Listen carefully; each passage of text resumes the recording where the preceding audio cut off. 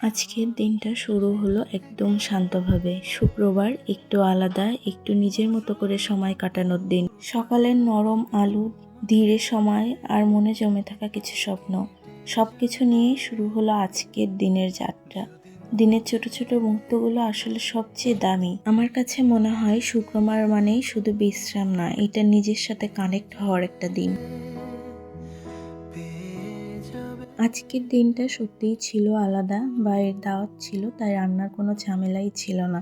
সকালবেলা নিজের পছন্দ মতো ভর্তা ভাত করে নিয়েছি।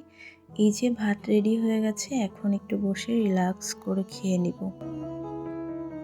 রান্নাঘরের ব্যস্ততা না থাকলে দিনটা যেন আরো বেশি সুন্দর হয়। দুপুরে বাইরে থেকে খাওয়া দাওয়া শেষ করে বাসায় চলে আসি। কিছু সময় রেস্ট নিয়ে আবার বেরিয়ে পড়ি ঠিক সন্ধ্যা নামার আগ মুহূর্তটা সময় নিজেদের মতো করে সময় পার করি। এরপর চলে যাই পছন্দের চটপটি খেতে। এইখানে চটপটিটা কিন্তু অনেক বেশি মজা।